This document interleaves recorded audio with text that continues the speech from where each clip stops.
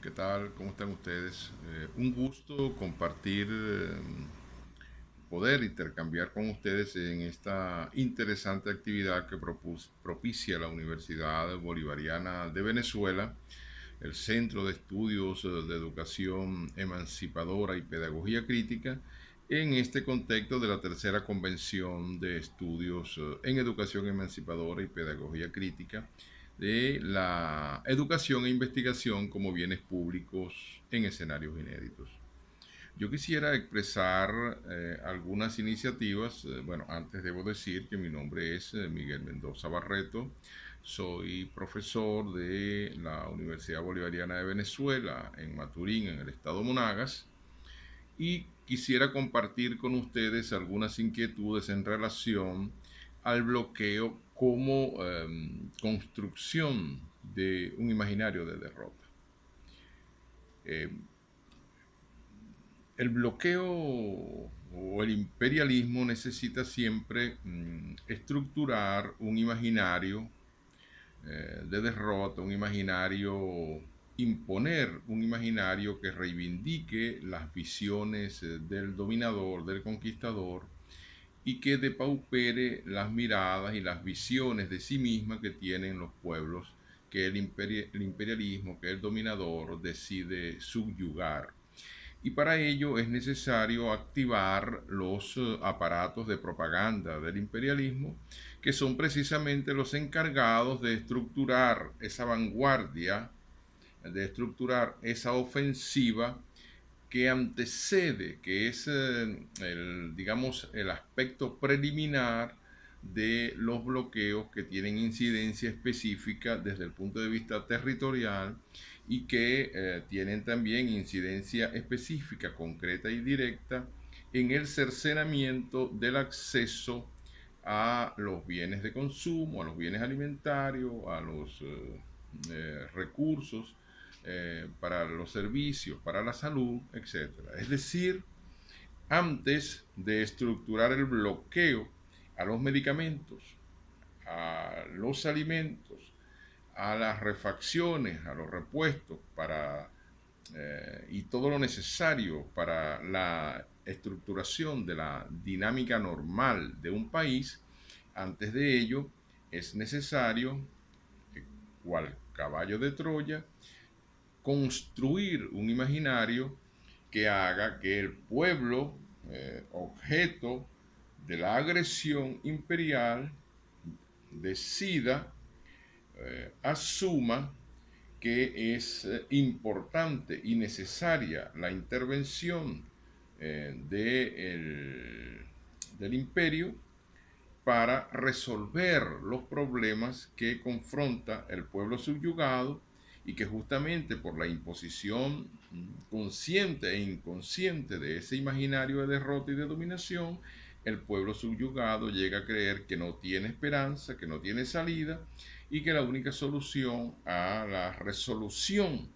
de sus problemas es justamente la presencia de los ejércitos agresores imperiales y la aplicación de las políticas económicas de las potencias imperiales. En este caso, esencialmente del imperio estadounidense.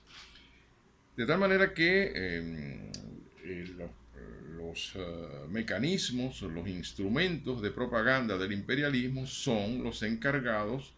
esenciales, protagónicos en la construcción de ese imaginario para la derrota de los pueblos. ¿Qué pasa? Insisto, pasa necesariamente por la depauperación de los valores culturales, tradicionales de los pueblos y la asimilación de los pseudovalores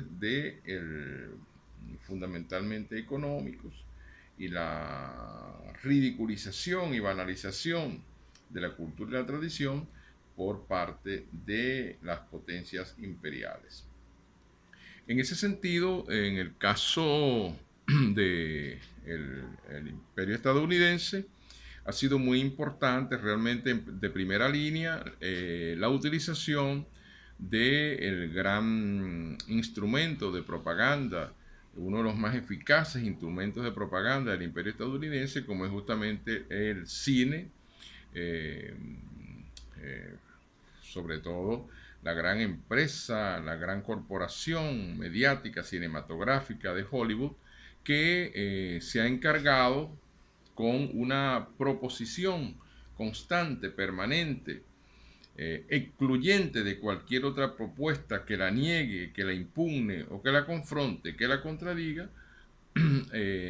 digamos, merced también a la permisividad de los gobiernos. Entonces ese gran caballo de Troya pseudocultural de la maquinaria propagandística de Hollywood se ha encargado de construir un imaginario en el que sistemática y reiteradamente se nos conduce a un buen porcentaje del pueblo a asumir que lo malo, lo feo, lo delictivo y lo interior es algo que está cercanamente vinculado a lo que somos y parecemos. Es decir, las tipologías, los estereotipos construidos por la industria cinematográfica hollywoodense, contra ese ejército imperial hollywoodense, con ese peligrosísimo ejército imperial hollywoodense, es decir, asocia lo malo, lo delictivo,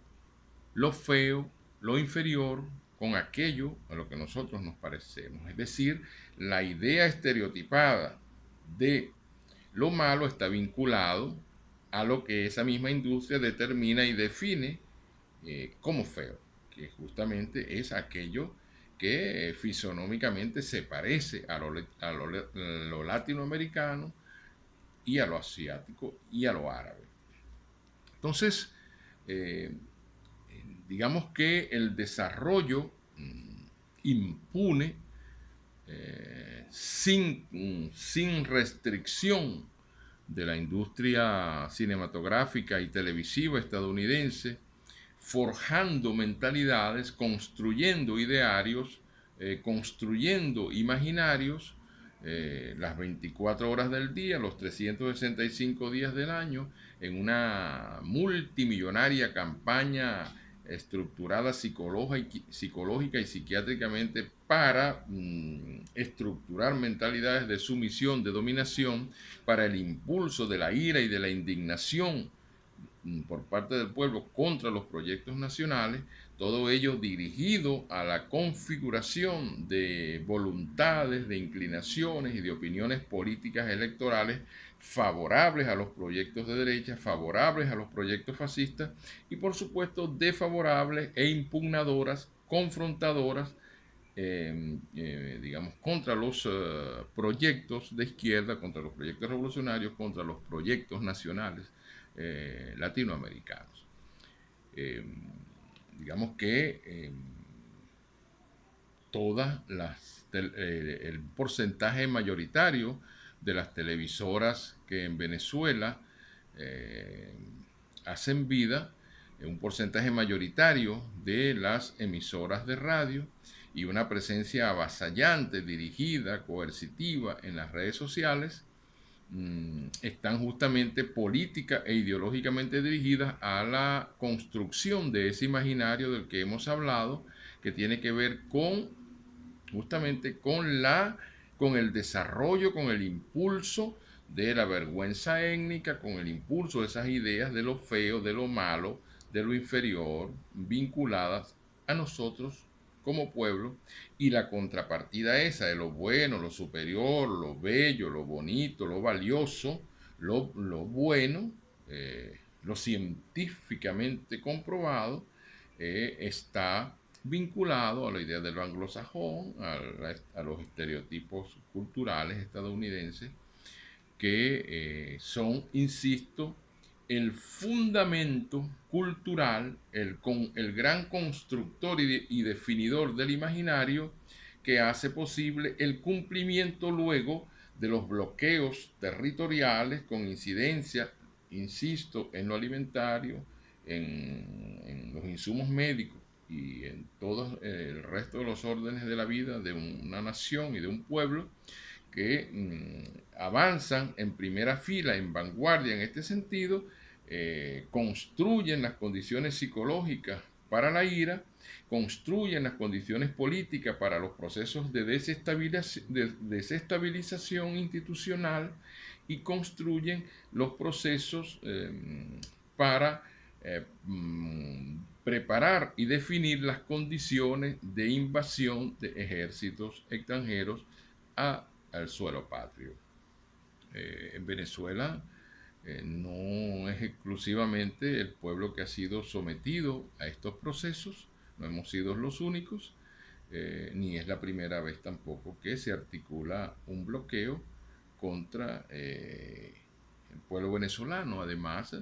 el ejército, el gobierno estadounidense, el imperio estadounidense, las grandes corporaciones económicas, mercantiles estadounidenses, en el desarrollo de sus planes geopolíticos, mantienen bloqueos simultáneos, no solo contra Venezuela, lo mantienen contra Cuba, contra Irán, contra Nicaragua, bueno, ya dijimos el caso de Venezuela, es decir, contra Bolivia, todo pueblo que avanza en la dirección de construir procesos de liberación, pues de inmediato es azotado y asolado por estos mecanismos de agresión de los proyectos de liberación nacional. Entonces, bueno, conversamos del cine como uno de los grandes definidores de los idearios de la derrota, justamente porque ya hemos insistido en ello, está dirigido a la construcción de ideas, a la estructuración de mentalidades que agreden nuestra propia pervivencia cultural como pueblo, que agreden el desarrollo, la pervivencia y la asunción en la identificación y dignamente de nuestros procesos culturales, ya lo dije, de nuestros procesos de la tradición. Y tienen, por supuesto, incidencia en todo lo cultural, en todas las artes y en todo lo que tiene que ver con nuestra tradición. Ello, digamos, si uno revisa, por ejemplo, cuál es el papel hoy día de la danza en Venezuela, por ejemplo, uno puede percatarse que está absolutamente intervenida e invadida por valores impuestos desde de las plantas televisoras y desde el mundo de la cinematografía. Tampoco puede negarse cómo ahora en el estereotipo delictual que construye la industria cinematográfica hollywoodense aparece ahora Venezuela como refugio de narcotraficantes, de terroristas, de asesinos, y cómo cada día la tipología del asesino ya no solo es vietnamita, ya no solo es mexicana, ya no solo es árabe, sino que empieza también a tener el nombre y la forma de hablar y la toponimia venezolana, donde aparece Caracas de manera preponderante como un sitio ideal, como un reducto adecuado para la inmunidad, para la impunidad, la inmunidad y para el seguro refugio para asesinos, traficantes, eh, digamos, que escapan de los paraísos imperiales. Entonces, y otro aspecto que ha permeado digamos, es otro, la industria televisiva y cinematográfica, justamente para ir a la médula de los procesos culturales. Por ejemplo, valdría la pena revisar cuál es hoy día la forma de vestirse de los intérpretes de la música llanera, por ejemplo. Uno los oye cantar y cada día es más débil en el discurso de la música llanera, cada día es más débil la idea del entorno, la idea del llano, la idea del paisaje, la idea de la vida vinculada a esos escenarios. Y ha empezado a imbuirse del tema de la pareja, del tema del amor de pareja, la profusión de los pseudovalores vinculados a lo económico, a la necesidad de acumular dinero, a la necesidad de ser poderoso desde el punto de vista del manejo de lo económico, y la vinculación a una vida solo que gira alrededor del licor, alrededor del amor de pareja, y donde la idea de patria, la idea de pueblo, la idea de tradición va debilitándose. Basta mirar, por ejemplo, la manera en cómo se están vistiendo los intérpretes de música llanera venezolana, incluso los colombianos. Pareciera que son cantantes de música country, cantantes tejanos, los que cantan los lazos en el sombrero, los lazos, las decoraciones, los adornos estéticos de su ropa, la idea misma de la estructuración de un uniforme con esas características que tiene que ver con estéticas fundamentalmente estadounidenses, de música campesina estadounidense. Eso ha ido interviniendo de manera dramática la estética, digamos, en el vestuario de los intérpretes de música llanera. Y en cuanto a la danza se refiere, bueno, la que se suele llamar, presentar y autodenominar como danza nacionalista, es una danza, bueno, con una excesiva teatralidad que en el fondo tiene poco que ver con usanzas, con modos, con costumbres y con comportamientos de las regiones del llano venezolano, y que es más bien, ya lo dije, una teatralización, creo que en algunas oportunidades, o en la mayoría de las oportunidades, realmente banal, de esa poderosa construcción cultural que son las formas de vida de los llanos venezolanos.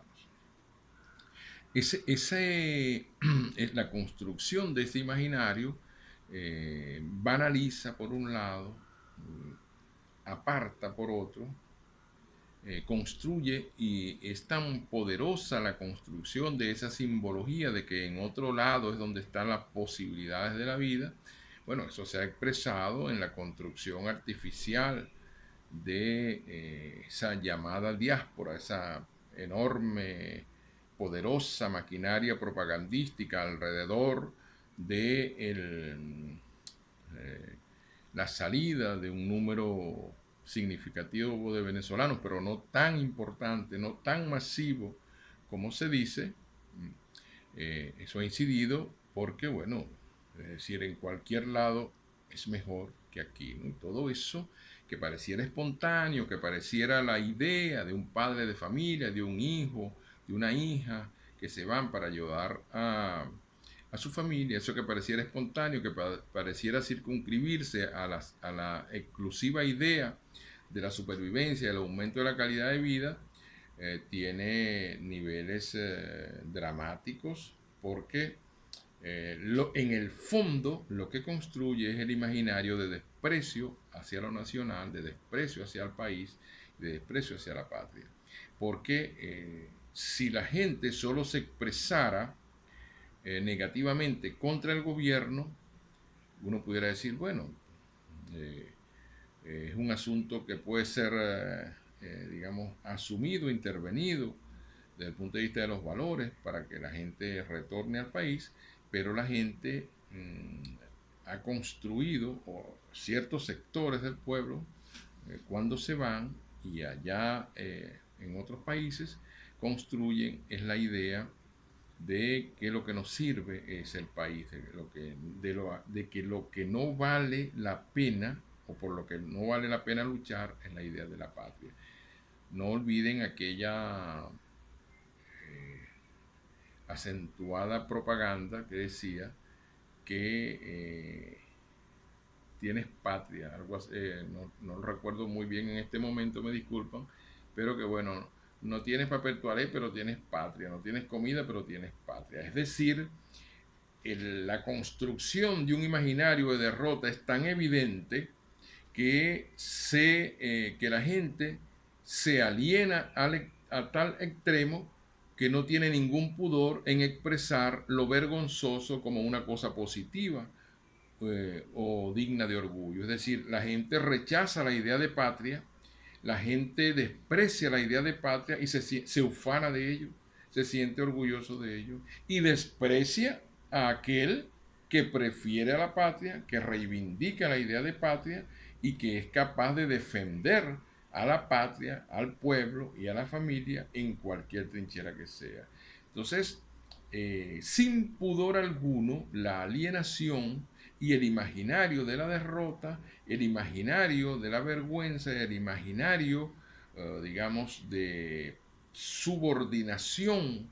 a los valores imperiales, se pasea, insisto,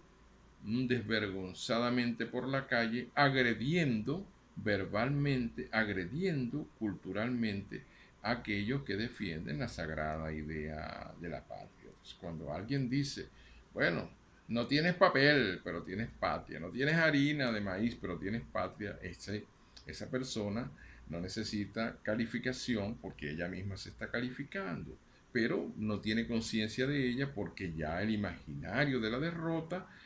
lo ha asumido, lo ha alienado completamente y obedece, es un soldado en el ámbito de lo cultural, es un soldado de la política imperial, de la política de enajenación imperial y es un soldado del bloqueo. Es decir, es un soldado que cede ante la idea del bloqueo, que considera que la idea de la patria no debe ser defendida y que hay que entregarse pues a los designios del imperialismo y que además hacen una alquimia extrañísima, por supuesto definida por los medios de propaganda imperial y oligárquica que eh, digamos, estructura, que configura una idea de que,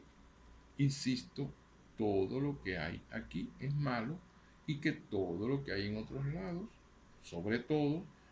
en Estados Unidos, en Europa, es bueno. Esa propaganda, esa idea es realmente un asunto que hay que enfrentar y que hay que enfrentar con armas similares a aquellas con las cuales hemos sido invadidos. Entonces, nuestras plantas televisoras, las oficiales, nuestras emisoras de radio, las oficiales, las que están en el poder, que están en manos del poder popular, es triste que sigan los guiones culturales del imperialismo estadounidense y estimo que es perentorio, que es radicalmente perentorio la construcción de la ejecución de las propuestas culturales que confronten, que impugnen esa política de construcción de un imaginario para la derrota desde los grandes centros del poder imperial. Es decir, se bloquea para la indignación, se bloquea para la conjugación del problema constante y cotidiano en todos los ámbitos de la vida, se bloquea para la construcción de que somos malos y la preferida articulación propagandística, que es la de que somos una terrible dictadura donde es imposible vivir, digamos, con calidad de vida, porque según esa propaganda imperial, pues aquí nada sirve. Y esa es la definición, la articulación de ese imaginario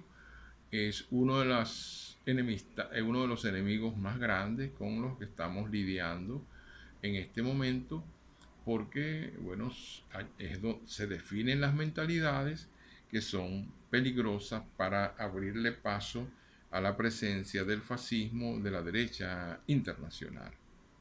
Entonces, toda esa idea, toda la realidad del desabastecimiento general, del desabastecimiento integral, es una fase posterior a la articulación de toda esa política que se expresa en la construcción de ese imaginario que nos derrota. Y que tiene, por supuesto, como objetivo desarmarnos ideológicamente. Y el desarme ideológico, uno de los ámbitos esenciales para su incubación, profundización, desarrollo y garantía de multiplicación, es cuando ese desarme ideológico se construye en los predios educativos, los predios educativos integrales, pero con mucho énfasis en los predios educativos universitarios. Porque si en la casa donde el saber constituye un aspecto esencial, un aspecto fundamental, cuando allí se construye el verbo, la palabra, la articulación, digamos, semiótica de la derrota, de la subvaloración cultural, del desprecio a lo nuestro, a lo cultural, a nuestra tradición, cuando la agresión a la idea de patria, a la idea de pueblo constructor y creador, cuando eso se articula y cuando eso se desarrolla, está en pleno proceso intenso, radical, peligroso, apasionado, en pleno proceso de incubación de las ideas de la derrota, justamente porque empieza a armarse la idea de que la cultura del invasor, la cultura del opresor, que el pseudo valor o el valor del opresor, del imperialista, son los que necesitamos para salir del problema, son los que necesitamos para avanzar y son los que necesitamos para construir la idea de desarrollo que impulsa el imperialismo y que por supuesto entra en antagónica contradicción con la idea de desarrollo que manejamos en el proyecto revolucionario bolivariano y en general en los proyectos revolucionarios latinoamericanos. De tal manera que es importante que tengamos en cuenta, que reflexionemos de esta situación y de la profunda responsabilidad que individual y colectivamente tenemos para la confrontación, para el choque contra este imaginario de derrota que desde los predios universitarios o que en los predios universitarios intenta establecerse y desde los cuales debemos dar la batalla intensa para avanzar en la dirección de la liberación y de la consolidación de los proyectos o del proyecto revolucionario bolivariano. Por supuesto, esta es la lectura, digamos, de la intención y de la realidad articulada por nuestro enemigo histórico, pero también, por supuesto, hemos venido resistiendo de manera victoriosa en la consolidación de un ideario también de liberación, un ideario de libertad, de fortaleza cultural y de identificación del pueblo de nuevos valores vinculados al desarrollo revolucionario y nuevos valores vinculados a la idea de resistencia victoriosa en el que el pueblo se reconoce, se identifica y se asume de manera protagónica en la defensa de nuestra patria y en la articulación de los procesos de liberación. Eh, eh, Prueba de ello es que todos los intentos de invasión han sido neutralizados por el gobierno y por el pueblo y que toda esa campaña propagandística de la que hemos hablado en los minutos anteriores, eh, digamos, no ha logrado propiciar o cumplir su objetivo esencial, que es el de la consolidación y el impulso de la ira, de la indignación, que se convierta operativamente en acciones de calle, en acciones violentas, que construyan la idea del Estado fallido y que garanticen el gran sueño imperial que es de la invasión de ejércitos por ejércitos imperiales extranjeros de nuestro sagrado suelo patrio. Estamos en plena construcción de nuestro proceso de liberación, de nuestro proceso de revolución bolivariana, y esta universidad, la Universidad Bolivariana, está llamada a jugar un rol esencial en, en el exitoso desarrollo de este proceso revolucionario. Un gusto, nos estamos viendo.